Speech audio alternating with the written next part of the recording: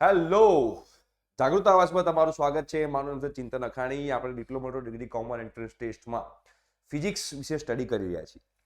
બરોબર. હવે આગળનું જે લોકોને જોવાનું બાકી હોય એ ડિસ્ક્રિપ્શન બોક્સમાં પ્લેલિસ્ટ લિંક છે. ફિઝિક્સ છે, મેથ્સ છે અને ઇંગ્લિશ છે. ઓકે, વોટ્સએપ ગ્રુપમાં જોડાવું હોય તો તમે લોકો જોડાઈ શકો છો. વોટ્સએપ ગ્રુપની લિંક પણ નીચે અવેલેબલ છે. એકવાર જોડાયા તો બીજી વાર જોડાવાની કોઈ જરૂર છે નહીં. હવે આજના લેક્ચરમાં ગયા લેક્ચરમાં આપણે જોયું હતું રિફ્લેક્શન એટલે કે પરાવર્તન જોયું હતું. હવે આજના લેક્ચરમાં આપણે જોવાના છે રિફ્રેક્શન એટલે કે વક્રીભવન. બહુ સિમ્પલ ટોપિક છે, સમજશો તો આવડી જશે અને ભાઈ ભણાવશે એટલે આવડી જશે. કોઈ તમારે ટેન્શન લેવાની જરૂર નથી. અહીંયા આગળ લખી નાખું છું રિફ્રેક્શન. યસ. હવે આ જે રિફ્રેક્શન જે છે જેને આપણે ગુજરાતીમાં કહીએ છીએ વક્રીભવન.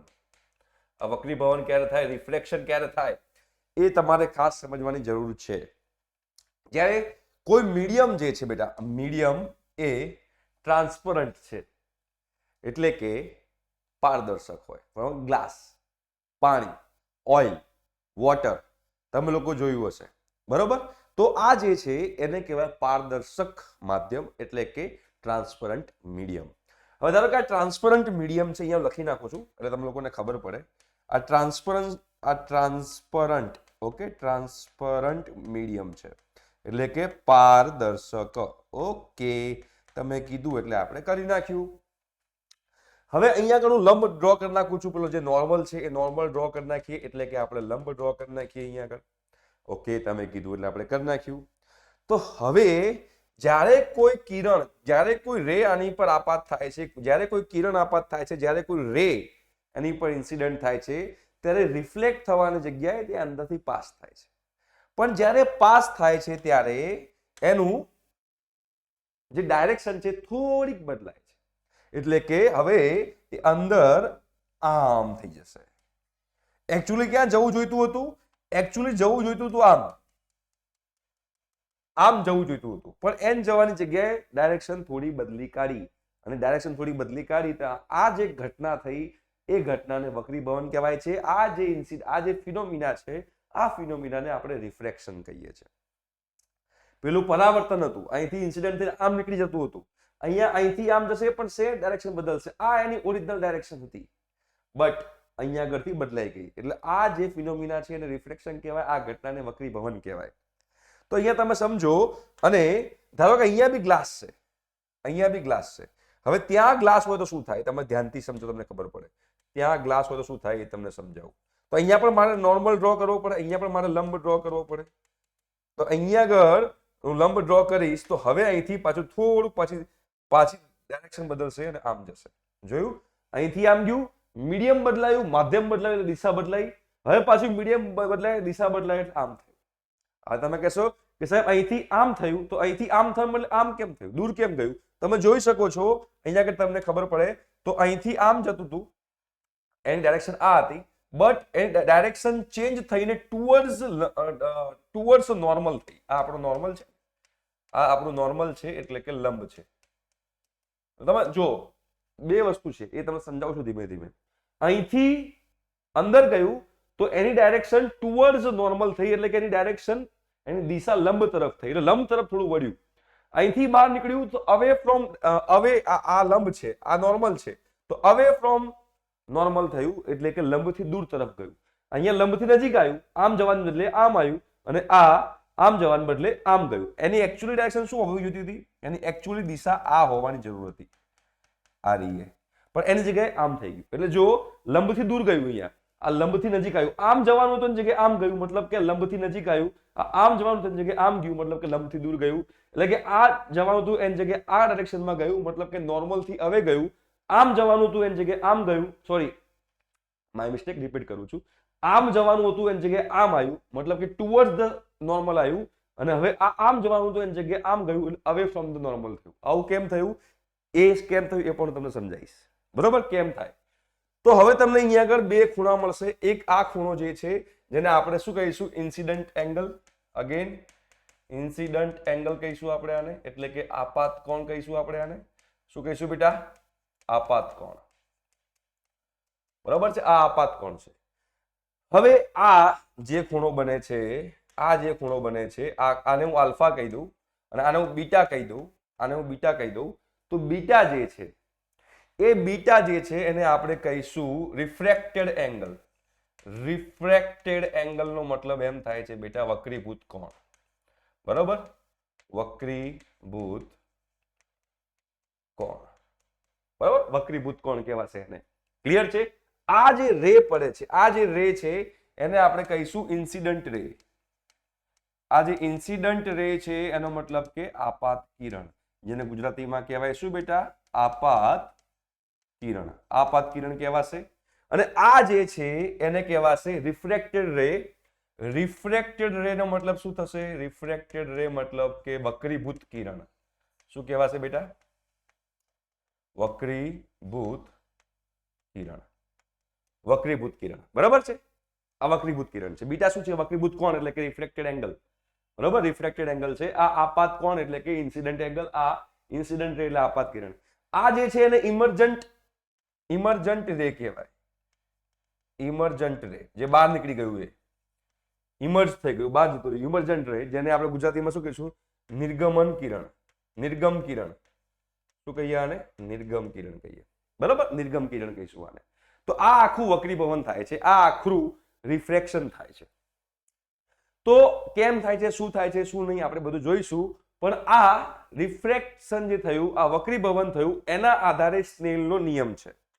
રૂલ છે સ્નેલ રૂલ. સ્નેલ રૂલ શું કહે છે?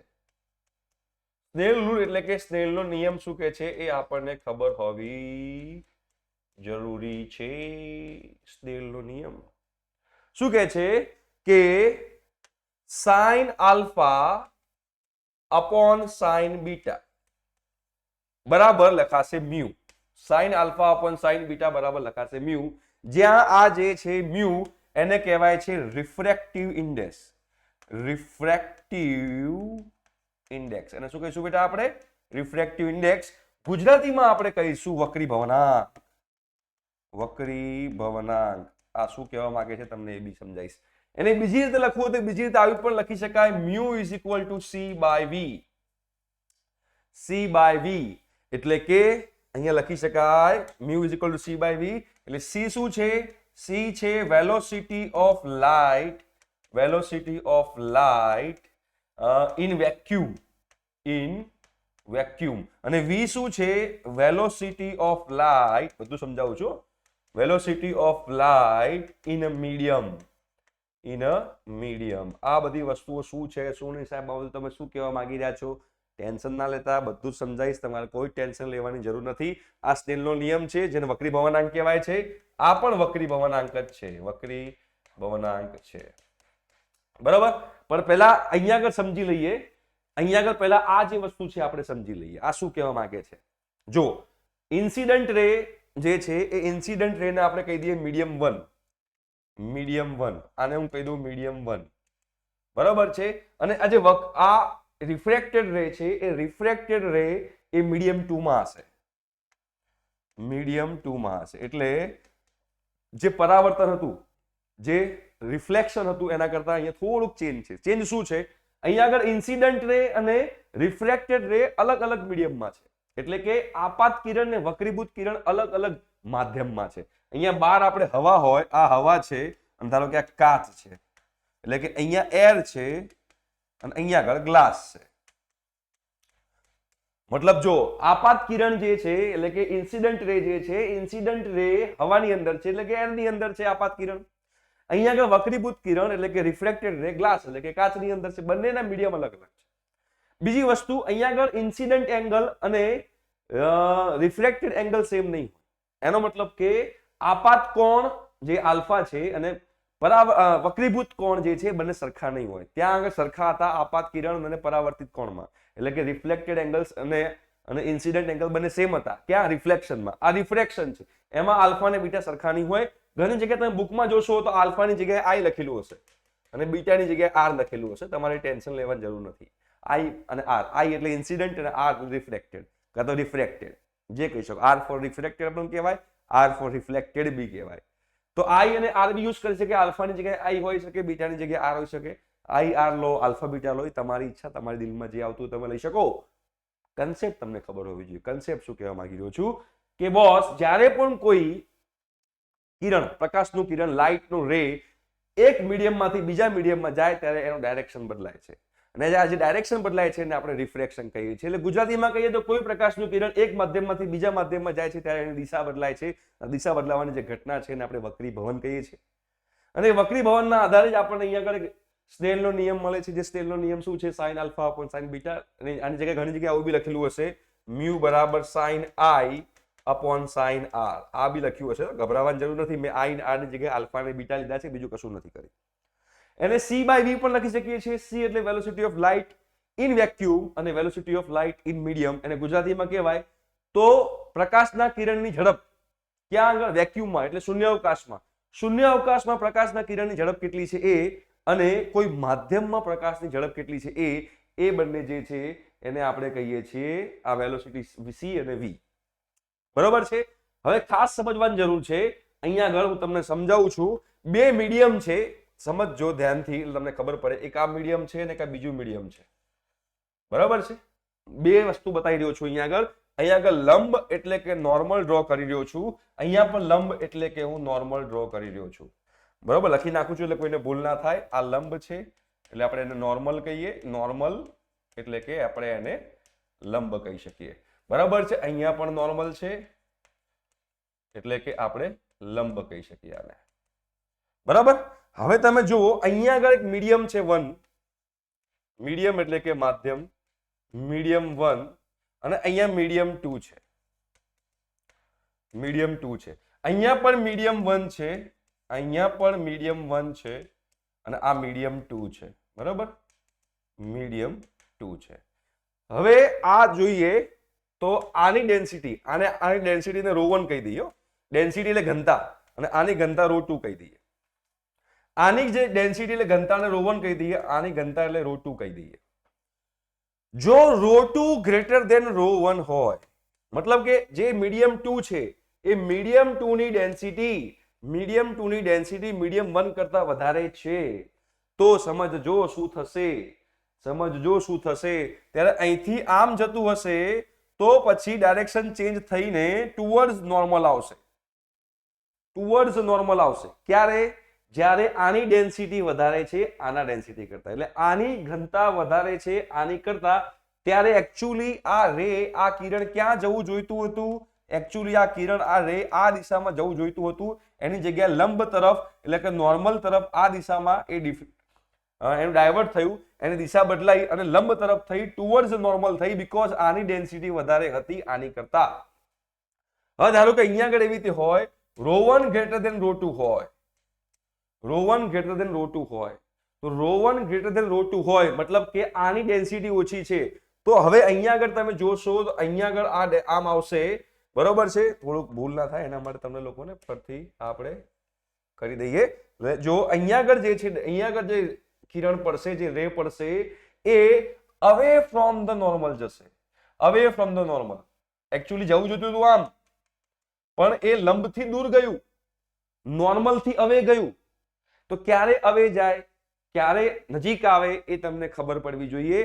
જ્યારે જે મીડિયમમાં જાય છે એ મીડિયમની ડેન્સિટી આના કરતા ઓછી હોય તો અવે જાય.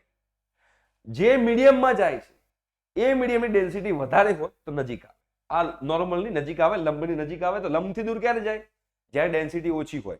આ મીડિયમની ડેન્સિટી ઓછી હોય, જેમાંથી રે આવે છે, જેમાંથી કિરણ આવે છે, એની ડેન્સિટી કરતા આની ડેન્સિટી ઓછી હોય તો અવે જાય. ડેન્સિટી વધારે હોય તો નજીક આવે. એટલે આ વસ્તુ તમને લોકોને ખબર હોવી જરૂરી છે, ક્યારે નજીક આવે ક્યારે દૂર જાય. એટલે જો મેં એકમાં અહીંથી આમ નજીક આવ્યું તો અહીંથી આમ દૂર ગયું, કેમ કે અહીંયા આગળ આની ડેન્સિટી વધારે છે, આની ઓછી છે. તો વધારેમાંથી ઓછીમાં જાય, હંમેશા યાદ રાખવાનું, વધારેથી ઓછું જાય તો દૂર જાય, વધારેથી ઓછું જાય તો દૂર જાય. ઓછાથી વધારે આવે તો નજીક આવે, વધારેથી ઓછું દૂર જાય, ઓછીથી વધારે નજીક આવે. ઓછીથી વધારે શું? ડેન્સિટી. ઓછી ડેન્સિટીથી વધારે ડેન્સિટી વાળા મીડિયમમાં જાય તો નજીક આવે, વધારે ડેન્સિટીથી ઓછા ડેન્સિટીમાં જાય તો દૂર જશે. નોર્મલથી દૂર જશે, લંબથી દૂર જશે. તો ક્યારે લંબથી નજીક આવે, ક્યારે લંબથી દૂર જાય તમને ખબર પડી ગઈ હશે. ક્યારે નોર્મલથી નજીક આવે, ક્યારે નોર્મલથી દૂર જાય તમને ખબર પડી ગઈ હશે. રાઈટ? ક્લિયર છે? બીજી ઘણી વસ્તુ આપણે યાદ રાખવાની છે. શું? કે ઇન્સિડન્ટ રે એન્ડ રિફ્રેક્ટેડ રે અલગ અલગ મીડિયમમાં હશે. એટલે કે આપાત કિરણ અને વક્રીભૂત કિરણ અલગ અલગ માધ્યમમાં હશે. Again incident ray and refracted રે એ નોર્મલની આજુબાજુ હશે, સેમ પેલામાં જે હતું એ. બીજી વસ્તુ, ઇન્સિડન્ટ રે અને રિફ્રેક્ટેડ રે જે છે એના એંગલ સરખા નહીં હોય, એટલે રિફ્રેક્ટેડ એંગલ ઇન્સિડન્ટ એંગલ સરખા નહીં હોય, આપાત કોણ અને વક્રીભૂત કોણ સરખા નહીં હોય. ત્રીજી એક જ વસ્તુ ખાલી બદલાય છે કે આપાત કોણ વક્રીભૂત કોણ અલગ હોય છે, બરાબર છે. ત્રીજી વસ્તુ આપણે ધ્યાનમાં રાખવા જેવી છે જે આપણને ખબર હોવી જોઈએ, ઇન્સિડન્ટ રે, રિફ્રેક્ટેડ રે, નોર્મલ એક જ પ્લેનમાં હોય, કોપ્લેનર. જો આ એક જ પ્લેનમાં છે, આ બોર્ડ છે, બોર્ડ એક જ પ્લેન છે અને એક જ પ્લેનમાં ઇન્સિડન્ટ રે છે, રિફ્રેક્ટેડ રે છે, નોર્મલ છે. એટલે કે આપાત કિરણ, વક્રીભૂત કિરણ અને લંબ સમતલીય છે. જો આ સમતલમાં જ છે, આ જે બોર્ડ છે, બોર્ડ એક પ્રકારનું સમતલ છે, તો સમતલની અંદર જ છે, એવું નહીં કે બહાર નીકળી જાય, એટલે કે કોપ્લેનર છે, રાઈટ. જે આપણે બધું સરખું છે, પરાવર્તનમાં જે થતું હતું એ જ અહીંયા રિફ્લેક્શનમાં થશે. અમુક અમુક વસ્તુઓ અલગ છે, શું કે મીડિયમ બદલાય છે, એના કારણે વક્રીભૂત કોણ અલગ છે, એટલે કે રિફ્રેક્ટેડ એંગલ અલગ છે, ઓકે. અને મીડિયમ અલગ અલગ છે, આપાત કિરણ, વક્રીભૂત કિરણ, એટલે કે ઇન્સિડન્ટ રે અને રિફ્લેક્શન રેના જે મીડિયમ છે અલગ અલગ છે, ઓકે. અને આ સ્નેલનો નિયમ છે. આ સ્નેલના નિયમ પરથી આપણને એક તો ખબર પડી ગઈ, sine r alpha upon sine beta, એટલે કે sine i upon sine r લખાય અને એને મ્યુ બરાબર સી બાય વી પણ લખાય. એના આધારે બે રિફ્રેક્ટિવ ઇન્ડેક્સ છે, એના આધારે બે રિફ્રેક્ટિવ ઇન્ડેક્સ છે. તમને બતાવી દઉં, તમને સમજાવી દઉં, તમને ખબર પડે એ કયા કયા બે રિફ્રેક્ટિવ ઇન્ડેક્સ છે. તો એક છે absolute refractive index, absolute refractive index. હવે આ જે એબ્સોલ્યુટ રિફ્રેક્ટિવ ઇન્ડેક્સ છે, જેને ગુજરાતીમાં કહીશું નિરપેક્ષ વક્રીભવનાંક, નિરપેક્ષ વક્રીભવનાંક, બરાબર. અને એક છે relative refractive index, relative refractive index. હવે આ રિલેટિવ રિફ્રેક્ટિવ ઇન્ડેક્સ છે જેને આપણે કહીશું સાપેક્ષ વક્રીભવનાંક, સાપેક્ષ વક્રીભવનાંક. આ બંને વચ્ચે ફરક શું છે? પહેલા તો વક્રીભવનાંકનો મતલબ શું થાય, રિફ્રેક્ટિવ ઇન્ડેક્સનો મતલબ શું થાય? ધારો કે મેં લખેલું છે refractive index of glass is equal to 1.5. આનો મતલબ શું થયો? Refractive index of glass is equal to 1.5. Refractive index એવું બતાવે છે કે લાઇટની સ્પીડ, એકચ્યુઅલી લાઇટની સ્પીડ કેટલી છે? લાઇટની સ્પીડ છે 3 × 10⁸ મીટર પર સેકન્ડ. આ લાઇટની સ્પીડ છે. એ ક્યાં છે? વેક્યુમમાં. વેક્યુમમાં એટલે કે શૂન્ય અવકાશમાં. શૂન્ય અવકાશમાં લાઇટની સ્પીડ, લાઇટની ઝડપ છે 3 × 10⁸ મીટર પર સેકન્ડ. આ ng જે છે મતલબ કે રિફ્રેક્ટિવ ઇન્ડેક્સ ઓફ ગ્લાસ, એટલે કે ગ્લાસનો વક્રીભવનાંક 1.5 છે. એનો મતલબ શું થયો? એનો મતલબ એમ થયો કે સ્પીડ, લાઇટની સ્પીડ વેક્યુમમાં જેટલી છે એના કરતા 1.5 ગણી ઓછી ગ્લાસમાં છે. હંમેશા હાઈએસ્ટ સ્પીડ લાઇટની ક્યાં હોય? વેક્યુમમાં. શૂન્ય અવકાશમાં લાઇટની સ્પીડ સૌથી વધારે હોય, મેક્સિમમ જે 3 × 10⁸ છે, જે સનલાઇટ આવે છે એ. પણ જો માધ્યમ બદલાય, જો મીડિયમ ચેન્જ થાય તો આ સ્પીડ બદલાય અને સ્પીડ ઘટે. તો અહીંયા ng બરાબર 1.5 છે, મતલબ ગ્લાસનો રિફ્રેક્ટિવ ઇન્ડેક્સ 1.5 છે. એનો મતલબ શું થયો કે જ્યારે આ લાઇટ ગ્લાસમાંથી પસાર થશે ત્યારે એની સ્પીડ 1.5 કરતા ઓછી થઈ જશે. 1.5 ગણી ઓછી થઈ જશે. 1.5 ગણી ઓછી થઈ જશે મતલબ કે જે ઓરિજિનલ સ્પીડ જે છે એને મારે 1.5 વડે ભાગી દેવાનું. 1.5 વડે ભાગી દેવાનું. તો જો એનો મતલબ એમ થયો કે ગ્લાસમાં એની સ્પીડ કેટલી હશે? તો ગ્લાસમાં 3 × 10⁸ મીટર પર સેકન્ડ ડિવાઈડ બાય તમારે કરવાનું શું? 1.5 કરી નાખો એટલે શું આવે? 2 × 10⁸ મીટર પર સેકન્ડ. આનો મતલબ એમ થયો કે જે લાઇટ છે, લાઇટ વેક્યુમમાં સ્પીડ આટલી છે 3 × 10⁸, વેક્યુમમાં સ્પીડ આટલી છે, બટ ગ્લાસમાં સ્પીડ આટલી છે, ઘટી ગઈ. તો એ આના વડે બતાવાય, જેને કહેવાય નિરપેક્ષ વક્રીભવનાંક. નિરપેક્ષ વક્રીભવનાંક એટલે કે એબ્સોલ્યુટ રિફ્રેક્ટિવ ઇન્ડેક્સ હંમેશા વેક્યુમની સાપેક્ષે હોય, વિથ રિસ્પેક્ટ ટુ વેક્યુમ હોય. મતલબ કે અહીંયા આગળ એકચ્યુઅલી એવું લખેલું હોય કે refractive index of glass with respect to vacuum, actually આવું હોય. બટ આપણા પૂર્વજો જૂના જમાનાથી જ્યારે નિરપેક્ષ વક્રી ભવનાંકની વાત કરતા હોઈએ, એબ્સોલ્યુટ રિફ્રેક્ટિવ ઇન્ડેક્સની વાત કરતા હોઈએ તો હંમેશા વેક્યુમ જ હોય, એટલે કોઈ દિવસ વેક્યુમ લખતા નથી. એટલે તમને ખબર પડી હોય તો આપણે એવું કહી શકીએ કે આપણને ખબર છે કે રિફ્રેક્ટિવ ઇન્ડેક્સ ઓફ ગ્લાસ 1.5 છે, તો રિફ્રેક્ટિવ ઇન્ડેક્સની ડેફિનેશન શું હતી? C/V. C/V હતી, તો જુઓ C/V હતી, જો મૂકો તો n બરાબર શું હતું બેટા? n બરાબર C/V હતું. હવે ng શું છે? 1.5, તો 1.5 બરાબર C/V, તો v બરાબર શું થાય? C/1.5. c આપણું આ છે તો 1.5 મળે, ડિવાઈડ બાય કરો તો આપણને આન્સર આવ્યો કે ના આવ્યો? મતલબ એબ્સોલ્યુટ રિફ્રેક્ટિવ ઇન્ડેક્સ મતલબ શું? નિરપેક્ષ વક્રી ભવનાંક એટલે શું? એનો મતલબ એવો થયો કે જે પણ મીડિયમનો વક્રી ભવનાંક છે એ વેક્યુમની સાપેક્ષે, ધારો કે આવું લખેલું હોય NW બરાબર 2, આનો મતલબ શું થયો? કે જ્યારે લાઈટ પાણીમાં એન્ટર થશે ત્યારે જે વેક્યુમમાં સ્પીડ છે એના કરતા 2 ગણી ઓછી થઈ જશે. એટલે કે વેક્યુમમાં જે સ્પીડ છે એના કરતા 2 ગણી ઓછી, એટલે કે આના ડિવાઈડ બાય 2 કરવાનું. તો આના ડિવાઈડ બાય 2 કરો તો 1.5 × 10⁸ થાય. મતલબ કે પાણીની અંદર લાઇટની સ્પીડ કેટલી હશે? 1.5 × 10⁸, બીકોઝ પાણીનો વક્રી ભવનાંક 2 છે એવું મેં કીધું છે વિથ રિસ્પેક્ટ ટુ વેક્યુમ. તો જ્યારે with respect to vacuum refractive index હોય, જ્યારે with respect to vacuum refractive index હોય તો એને આપણે એબ્સોલ્યુટ રિફ્રેક્ટિવ ઇન્ડેક્સ કહીએ. ગુજરાતીમાં એમ કહેવાય જ્યારે શૂન્ય અવકાશની સાપેક્ષે વક્રી ભવનાંક હોય તો એને નિરપેક્ષ વક્રી ભવનાંક કહેવાય.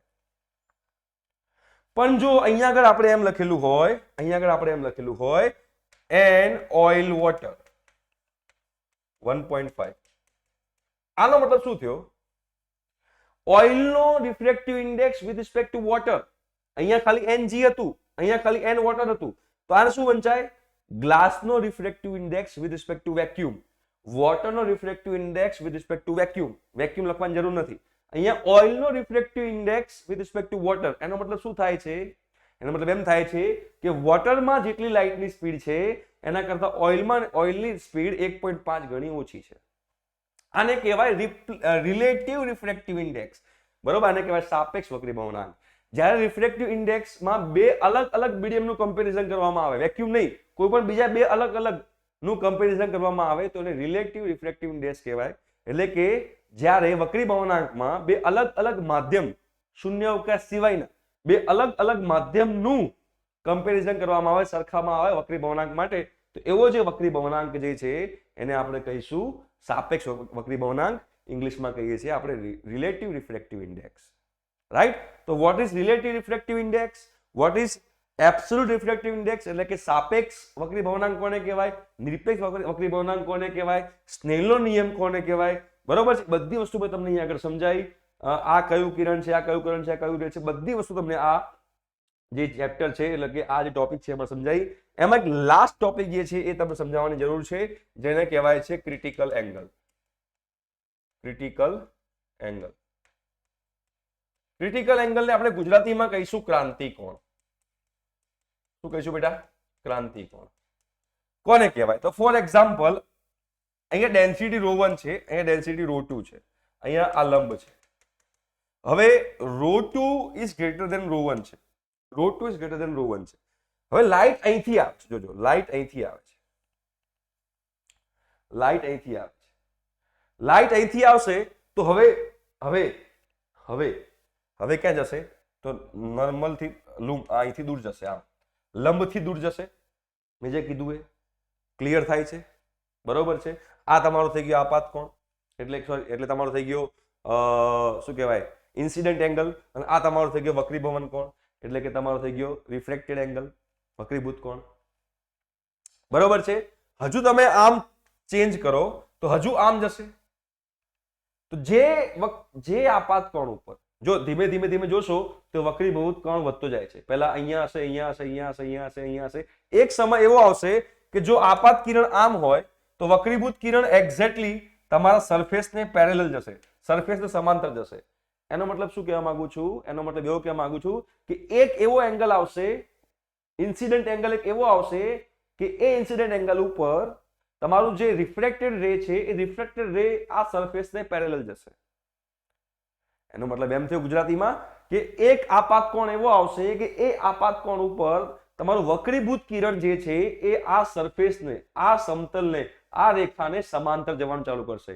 તો જે એંગલ ઉપર તમારું રિફ્રેક્ટેડ રે, જે રિફ્રેક્ટેડ મતલબ કે જે ઇન્સિડન્ટ એંગલ ઉપર તમારું રિફ્રેક્ટેડ રે સરફેસને પેરેલલ જાય તો એ એંગલને ક્રિટિકલ એંગલ કહેવાય.